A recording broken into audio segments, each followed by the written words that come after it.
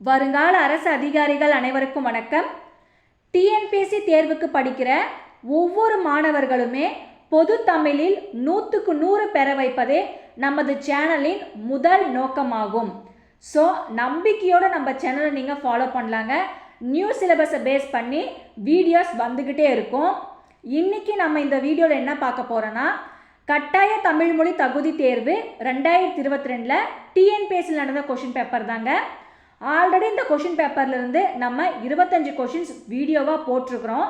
அந்த வீடியோவோட பிடிஎஃப் நம்ம டெலகிராம் குரூப்பில் நான் ஷேர் பண்ணியிருக்கிறேங்க. ஏன்னா தமிழ் நியூ சிலபஸ்லேருந்து இந்த மாதிரி மாடலில் தாங்க மோஸ்ட் ஆஃப் கொஷின்ஸ் வரப்போகுது. ஸோ நீங்கள் டவுன்லோட் பண்ணி எக்ஸாம் ப்ராக்டிஸ் பண்ணிக்கோங்க. கண்டிப்பாக உங்களுக்கு யூஸ்ஃபுல்லாக இருக்குங்க. இன்றைக்கி நம்ம அந்த கொஷின் பேப்பரில் இருந்து தாங்க 25 கொஷின்ஸ் பார்க்க போகிறோம். ஒவ்வொரு கொஷினுக்குமே முழு விளக்கத்தோடு நம்ம பதில் சொல்லியிருக்கிறோம். ஸோ வீடியோஸை ஸ்கிப் பண்ணாமல் பாருங்கள். சேனலை மறக்காமல் சப்ஸ்கிரைப் பண்ணி வச்சுக்கோங்க. அப்போ தான் நம்ம போடுற ஒவ்வொரு வீடியோக்குண்டான நோட்டிஃபிகேஷனும் உங்களுக்கு அப்டேட் ஆகிட்டே இருக்குங்க. நம்ம டெலிகிராம் குரூப்போட லிங்க்கு டிஸ்கிரிப்ஷனில் இருக்குது, ஜாயின் பண்ணிக்கோங்க. கண்டிப்பாக உங்களுக்கு யூஸ்ஃபுல்லாக இருக்குங்க. வாங்க வீடியோக்குள்ளே போகலாம். 1வது கொஷின், வேர் சொல்லின் தொழிற்பெயர் காண்க. கொடு. ஆன்சர் கொடுத்தல். வேர் சொல்ல என்னங்க? வேர் சொல்ல பொதுவாக கட்டளையாகவோ ஏவலாகவோ இருக்கும். பகுதி விகுதிகளில் பகுதியாக அமைவது வேர் சொல். எடுத்துக்காட்டு, நட அப்படின்ற வேர் சொல் இருக்குங்க. இந்த வேர் சொல்லை பிரித்தா பொருள் தருமா? வாங்க பார்க்கலாம். ட பிரித்தா பொருள் தந்துச்சிங்களா? இல்லை. வேர் சொல்ல பிரிக்கவே முடியாதுங்க. வேர் சொல்ல பிரிக்கவே முடியாது. மெயினாக வேர் சொல்லலாம் பகுதி விகுதிகளில் பகுதியாக அமைவது வேர் சொல். அதே மாதிரி பிரிக்க முடியாத சொல்லும் வேர் சொல் தாங்க. இப்போ கொஷினில் என்ன கேட்டிருக்கிறாங்க? வேர் சொல்லின் தொழிற்பெயர். தொழிற்பெயர்னா என்னங்க? ஒன்றன் தொழிலை குறிக்கும் பெயர் தொழிற்பெயர். இந்த இடத்துல கொஷினில் வேர் சொல்லின் தொழிற்பெயர்னு கேட்டிருக்கிறாங்க. அப்போது தொழிற்பெயரோட விகுதி தெரிஞ்சால் இதுக்கு நாம் ஈஸியாக மார்க் பண்ணிடலாங்க. இப்போ தொழிற்பெயர் விகுதி மொத்தம் 9 இருக்குங்க. என்னென்னு சொல்லி பார்க்கலாம். தல், அல், அம், ஐ,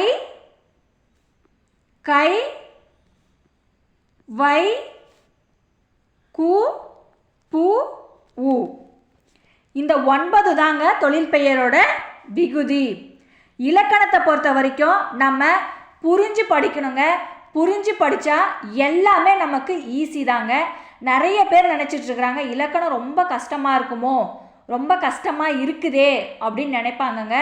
மனப்பாடம் பண்ணுறவங்களுக்கு ரொம்ப ரொம்ப கஷ்டம் தாங்க. ஆனால் புரிஞ்சு படிக்கிறவங்களுக்கு எல்லாமே ஈஸி தாங்க. இந்த முறை நமக்கு நல்ல வாய்ப்பு கிடச்சிருக்குங்க.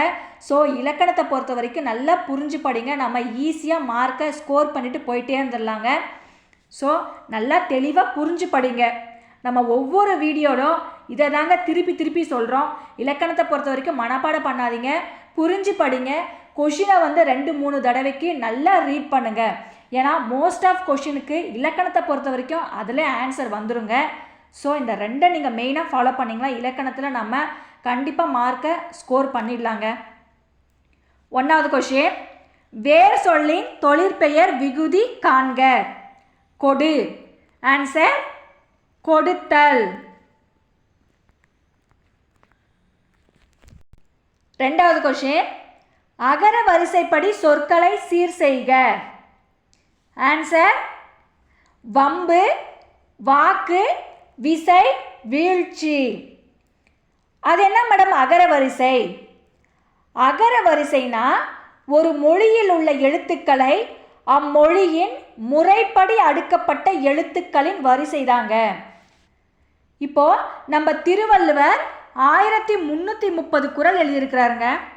அதில் முதல் குறள் அவர் என்ன எழுதியிருக்கிறாரு? அகர முதல எழுத்தெல்லாம்.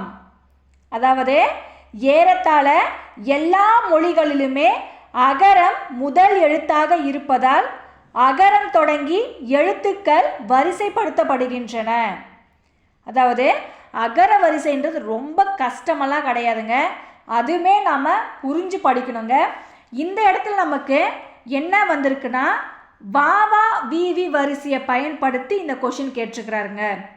இப்போ வம்பு, அப்போ வா, வாக்கு வா, வாவா விவி, விசை வீழ்ச்சி. அகர வரிசை கூட கொஞ்சம் ட்ரிக்கான கொஷின் தாங்க, புரிஞ்சுக்கோங்க. நம்மளுக்கு வந்து உயிரெழுத்திலிருந்து தான் மோஸ்ட் ஆஃப் அகர வரிசை வருங்க. அதே மாதிரி கா வரிசை, தா வரிசை, பா வரிசை, வா வரிசை இந்த மாதிரி பயன்படுத்தி தாங்க அகர வரிசை வரும். ஸோ புரிஞ்சு படிங்க. அகர வரிசைப்படி சொற்களை சீர் செய்க. ஆன்சர் வம்பு, வாக்கு, விசை, வீழ்ச்சி.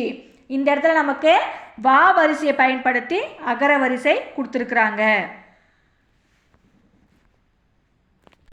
மூணாவது கொஷின், வேலம் என்பதன் தவறான பொருளை தேர்ந்தெடுக்க. ஆன்சர் சிங்கம். அப்போ வேலம் என்பதன் சரியான பதில் பிடி, களிறு, பெண் யானை. பிடினா பெண் யானை, களிறுனா ஆண் யானை, இது பெண் யானை. அப்போ இது மூன்றுமே யானையை குறிக்கக்கூடிய வேறு பெயர்கள். அப்போ இதில் தவறான பதில் சிங்கம். வேலம் என்பதன் தவறான பொருளை தேர்ந்தெடுக்க. ஆன்சர் சிங்கம். இது மூன்றுமே யானையை குறிக்கக்கூடிய வேறு பெயர்கள். நான்காவது கொஷின், கடைக்கு போவாயா என்ற கேள்விக்கு போக மாட்டேன் என்று மறுத்து கூறல். ஆன்சர் மறைவிடை. கொஷினை பாருங்க, கடைக்கு போவாயா அப்படின்ற கேள்விக்கு மறுத்து சொல்றாங்க இவங்க, போக மாட்டேன் அப்படின்னு சொல்லிட்டு சொல்றது மறைவிடை. விடை வந்து 8 வகைப்படுங்க. விடை வந்து 8 வகைப்படும். 1 நேர்விடை, 2 சுட்டு விடை, 3 மறைவிடை, 4 ஏவல் விடை, 5 வினா எதிர் வினாதல் விடை, 6 உற்றது உரைத்தல் விடை, 7 உருவது கூறல் விடை, 8 இனமொழி விடை. நாலாவது கொஷின், கடைக்கு போவாயா என்ற கேள்விக்கு போக மாட்டேன் என்று மறுத்து கூறல் மறைவிடை.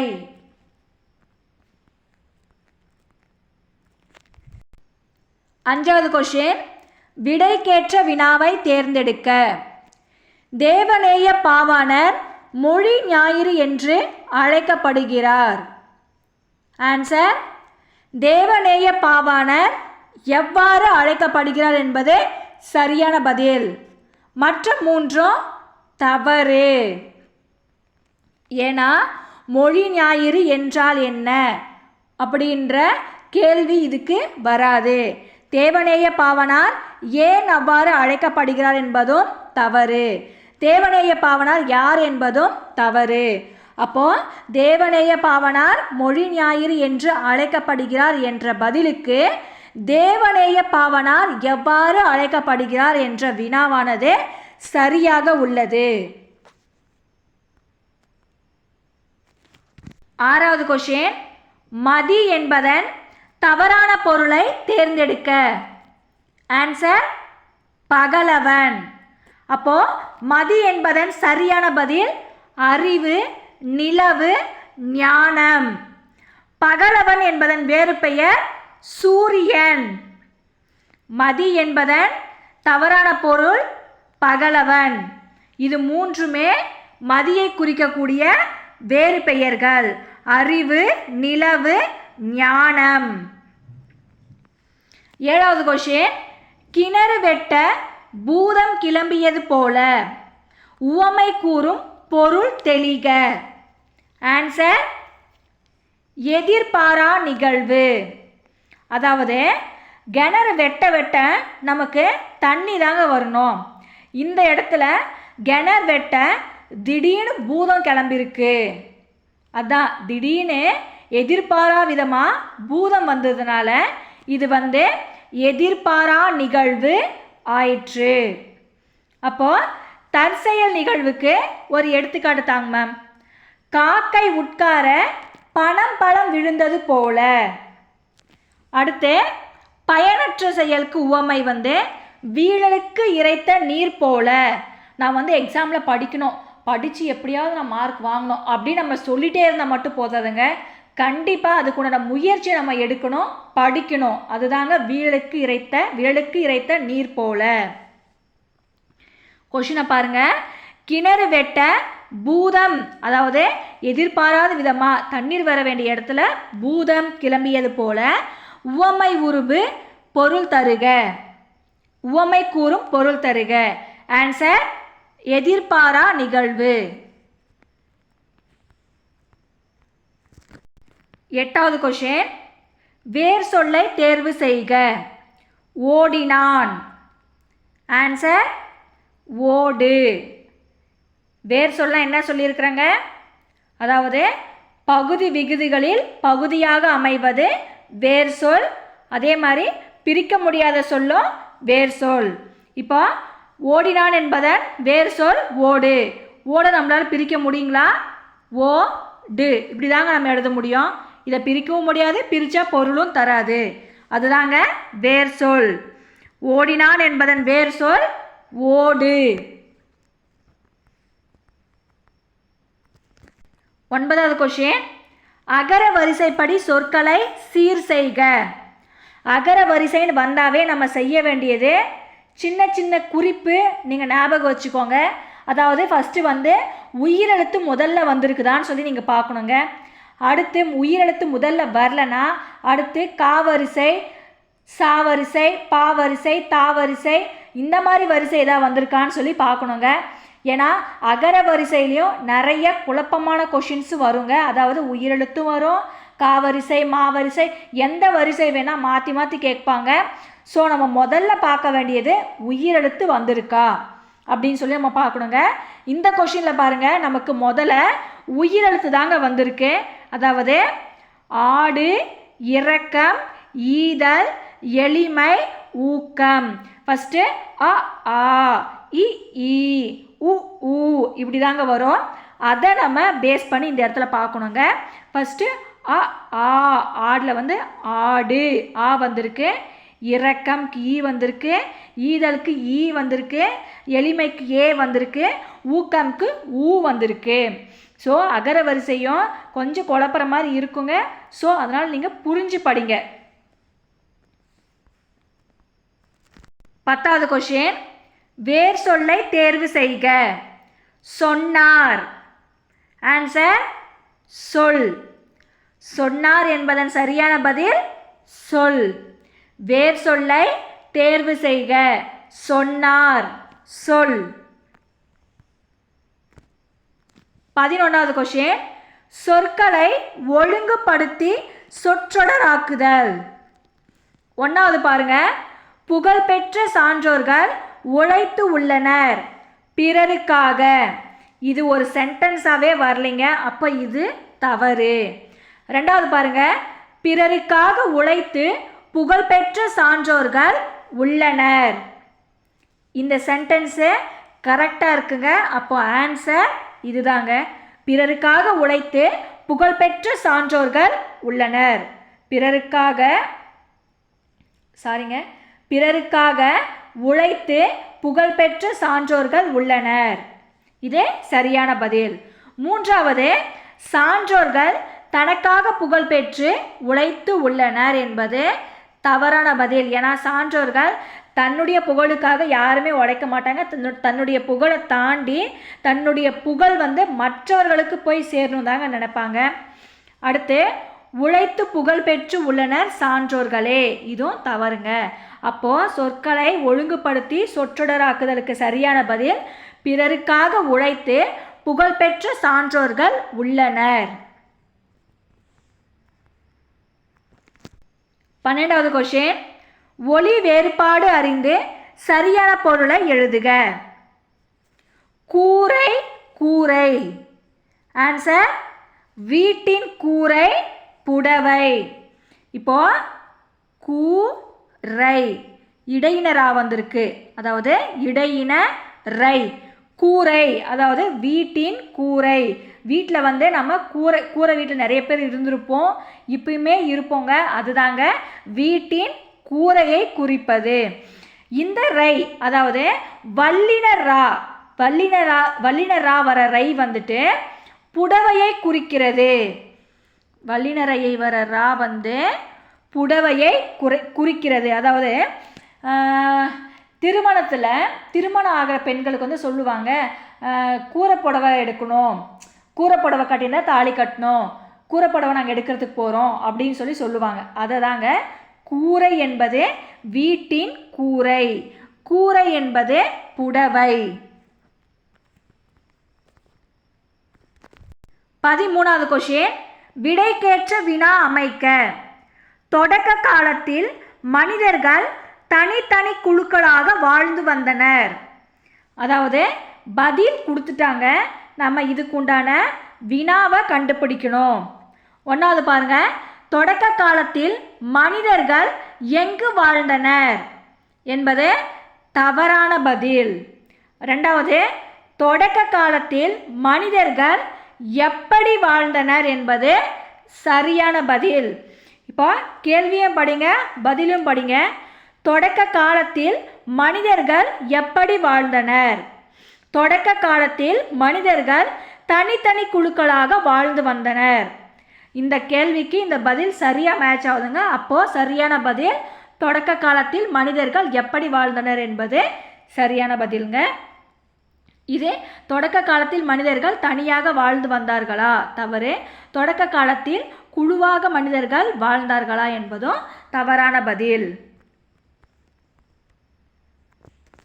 14வது கொஸ்டின், இரு வினைகளின் பொருள் வேறுபாடு அறிதல். சரியான தொடரை தேர்ந்தெடு.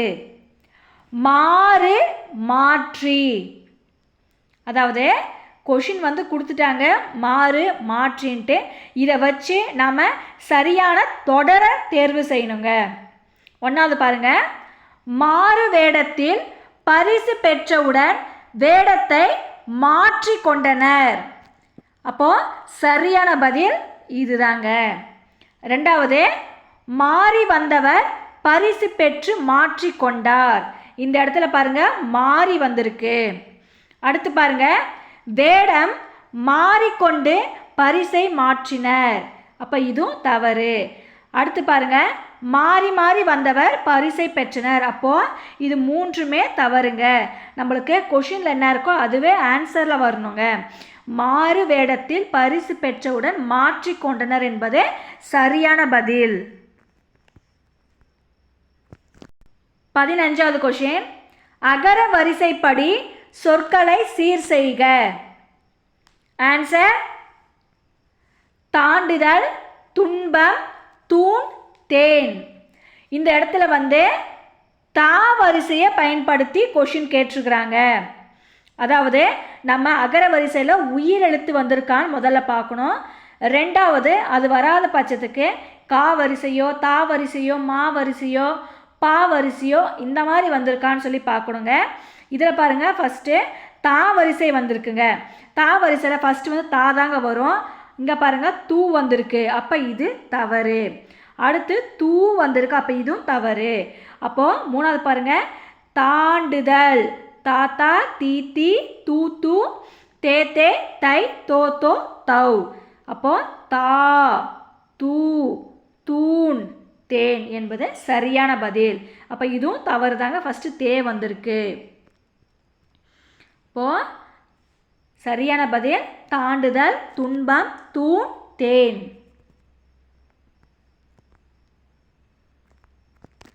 16வது கொஷின், அகர வரிசையில் எழுதுக. ஆன்சர், அலுவலர், மக்கள், மாந்தர், மொழி. நான் என்னங்க சொல்லியிருக்கிறேன், அதாவது அகர வரிசையில் ஃபஸ்ட்டு உயிரெழுத்து வந்திருக்கான்னு நான் பார்க்க சொன்னேன்னா இல்லைங்களா? இந்த கொஷின் பாருங்கள், அந்த மாதிரி தான் கேட்டிருக்கிறாங்க. ஃபஸ்ட்டு அகர வரிசையில் உயிரெழுத்தில் ஆ வந்திருக்கு, அலுவலர் ஆ. அடுத்து வந்து மா வரிசை வந்திருக்கு, மக்கள், மாந்த, மொழி. அதாவது உயிரெழுத்தில் ஃபஸ்ட்டு ஆ வந்திருக்கு, அடுத்து மா வரிசையில் மாமா, அடுத்து மீ வந்திருக்கு. அப்போ சரியான பதில் இதுதாங்க. மற்ற 3 பாருங்க. ஃபஸ்ட்டு மா வந்திருக்கு, இங்கே ஆதான் வரணும், அப்போ இது தவறு. இதுலேயும் பாருங்கள் ஃபஸ்ட்டு ஆ வரணும், அப்போ இதுவும் தவறு, அப்போ இதுவும் தவறு. இப்போ ஃபஸ்ட்டில் உயிரெழுத்து வந்திருக்கிறதுனால இது சரியான பதில். அகர வரிசை கொஞ்சம் குழப்புற மாதிரி இருக்குங்க. அதுக்கு தான் நான் படித்து சொல்கிறேன், புரிஞ்சு படிங்க, மனப்பாடம் பண்ணாதீங்க. 17வது கொஷின்.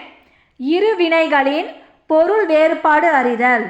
சரியான தொடரை தேர்ந்தெடு. பணிந்து, பணித்து. 1வது பாருங்க, இறைவனை பணித்தார் பெற்றோர் பணிந்தனர், இது தவறு. 2வது, இறைவனை பணிந்து செல்ல வேண்டும் என பெற்றோர் பணித்தனர், ஆன்சர் சரியானது. பெற்றோரை பணிந்து இறைவனை பணித்தனர். அடுத்து, பணிந்து சென்றால் இறைவனை பணியலாம். இப்போது நல்ல கொஷினை பாருங்கள், பணிந்து பணித்துன்னு கேட்டிருக்கிறாங்க. அப்போ ஆன்சர் இறைவனை பணிந்து செல்ல வேண்டும் என பெற்றோர் பணித்தனர் என்பது சரியான பதில். ஏங்க அப்போ இதுவுமே அந்த மாதிரி தானே வந்திருக்கு, பணிந்துன்னு இருக்குது, பணித்தனர் இருக்குது. அப்போ ஏங்க இது நீங்கள் தவறுன்றீங்க?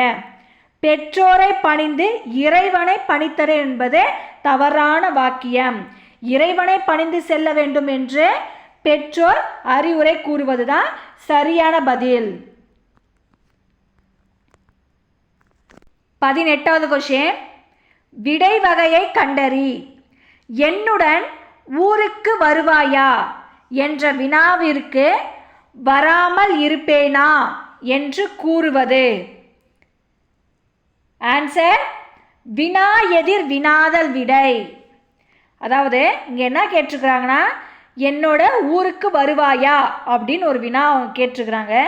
இவங்க திருப்பி நான் வரதில்லை அப்படின்னு சொல்லாமல் வராமல் இருப்பேனா அப்படின்ட்டு இவங்களும் அதற்கு எதிராக ஒரு வினாவை சொல்லியிருக்கிறாங்க, ஒரு விடையை சொல்லியிருக்கிறாங்க. அதுதான் வினா எதிர் வினாதல் விடை. ஊருக்கு வருவாயா அப்படின்னு அவங்க ஒரு வினா கேட்டிருக்கிறாங்க. அதுக்கு இவர் வரதில்லை அப்படின்னு சொல்லாமல் வராமல் இருப்பேனா அப்படின்ற ஒரு வினா எதிர் வினாதல் விடையை சொல்லியிருக்கிறாரு. அப்போ ஆன்சர் வினா எதிர் வினாதல் விடை. அதாவது விடை 8 வகைப்படுங்க. 1 நேர்விடை, 2 சுட்டு விடை, 3 மறைவிடை, 4 ஏவல் விடை, 5 வினா எதிர் வினாதல் விடை, 6 உற்றது உரைத்தல் விடை, 7 உருவது கூறல் விடை, 8 இனமொழி விடை. இந்த விடையிலிருந்து தாங்க எல்லா கொஷினுமே கேட்பாங்க. ஸோ நீங்கள் எல்லாமே தெரிஞ்சு வச்சுக்கணுங்க. 19வது கொஷின். வினை முற்றுக்குரிய வேர் சொல்லை எழுதுக, ஆன்சர் தா. வினை முற்றுக்குரிய வேர் சொல்லை எழுதுக, தருகின்றனர், ஆன்சர் தா. 20வது கொஷின். அகர வரிசையில் எழுதுக, ஆன்சர் அன்பு, இரக்கம், 5 ஒழுக்கம், ஓசை. அதாவது அகர வரிசையில் நம்ம ஃபஸ்ட்டு உயிரெழுத்தை பார்க்கணும்னு நான் சொல்லியிருக்கிறேங்க. இந்த உயிரெழுத்தை அடிப்படையாக வச்சு தான் இந்த அகர வரிசை கேட்பாங்க. ஸோ அகர வரிசையில் எழுதுக, அன்பு, இரக்கம், 5 ஒழுக்கம், ஓசை என்பது சரியான பதில். 21வது கொஷின். ஒளி மற்றும் பொருள் வேறுபாடு இருந்து சரியான பொருளை அறிதல். வெறி கமல் கழனியுள் உளுணர் வெள்ளமே, இவ்வடி உணர்த்தும் பொருள், ஆன்சர் மனம் கமலும் வயலில் உழவர் வெள்ளமாய் நிறைந்திருந்தனர் என்பது சரியான பதில். அடுத்து பாருங்க, வறண்ட வயலில் நம்ம உழவர் என்னங்க செய்ய போகிறாங்க, அப்போ இது தவறு. செரிமான வயலில் என்பது தவறு. பசுமையான வயலில் என்பது தவறு. வெறி கமல் கழனியுள் அப்படின்னாவே மனம் கமலும் வயலில். வெறி கமல்னா மனம் கமலும் வயலில் உழவர் வெள்ளமாய் நிறைந்திருந்தனர் என்பதே சரியான பதில். 22வது கொஸ்டின், அகர வரிசையில் எழுதுக. ஆன்சர் கற்றல், காணுதல், கிளி, கீசு, கொம்பு. இதில் கா வரிசையை பயன்படுத்தி இந்த கொஷின் கேட்டிருக்கிறாங்க. அப்போது ஃபஸ்ட்டு நம்ம கா வரிசையில் வர ஆன்சரை தாங்க கரெக்டாக சூஸ் பண்ணணும். ஏங்க மேம் இப்போ இந்த இடத்துல கா வரிசை தானே வந்திருக்கு, அப்பயே இது நீங்கள் தவறுன்றீங்க அப்படின்னு கேட்கலாம். ஆனால் காக்கு அடுத்து கா வரணும், அடுத்து கீக்கு அப்புறம் கீ வரணும். இந்த இடத்துல பாருங்கள் காக்கு அடுத்து காணுதல் வரணும், ஆனால் இந்த இடத்துல கீசுன்னு கொடுத்துருக்குறாங்க. அப்போ இது தவறுங்க. ஃபஸ்ட்டு கற்றல், காணுதல், கிளி, கீசு, கொம்பு என்பது சரியான பதில். 23வது கொஷின், உள்ளங்கை நெல்லிக்கனி போல உவமை கூறும் பொருள் தெளிக. ஆன்சர் வெளிப்படைத்தன்மையாக. அதாவது உள்ளங்கையில் நெல்லிக்கனி போல, இது இந்த உவமை உருவு வெளிப்படையாக சொல்லியிருக்கிறாங்க. அப்போ ஆன்சர் வெளிப்படைத்தன்மையாக வந்துள்ளது. உள்ளங்கை நெல்லிக்கனி போல உவமை கூறும் பொருள் தெளிக. ஆன்சர் வெளிப்படைத்தன்மையாக. 24வது கொஷின், சொற்களை முறைப்படுத்தி சொற்றொடர் ஆக்குக. மிகப்பெரிய சாண்டியாகோ மீனை பிடித்தார். இப்போ கொஷின் மாறி மாறி இருக்குங்க. இதை நம்ம சரியாக சீர் செஞ்சு எழுதணும். ஒன்றாவது பாருங்கள், சாண்டியாகோ மிகப்பெரிய மீனை பிடித்தார் என்பது சரியான பதில். அடுத்து பாருங்கள், மீனை பிடித்தார் சாண்டியாகோ என்பது தவறு. அடுத்து பாருங்கள், சாண்டியாகோ பிடித்தால் மீனை மிகப்பெரிய என்பது தவறு. மிகப்பெரிய சாண்டியாகோ மீனை பிடித்தார் என்பதும் தவறு. அப்போது மிகப்பெரிய சாண்டியாகோ மீனை பிடித்தார் என்ற சொற்களுக்கு முறைப்படுத்தி எழுத கிடைப்பது சாண்டியாகோ மிகப்பெரிய மீனை பிடித்தார் என்பது சரியான பதில். 25வது கொஷின், அகர வரிசையில் எழுதுக. ஆன்சர் அன்பு, ஆடு, ஊக்கம், ஏது, ஒளவை. அதாவது இது உயிரெழுத்த அடிப்படையாக வச்சு கேட்டிருக்கிறாங்க. அப்போது அன்பு, அ, ஆ, இ, ஈ அந்த உயிரெழுத்தை பேஸ் பண்ணி வந்திருக்குங்க. ஸோ அப்போ ஆன்சர் அன்பு, ஆடு, ஊக்கம், ஏது, ஒளவை. தேங்க்ஸ் ஃபார் வாட்சிங். Subscribe to our channel.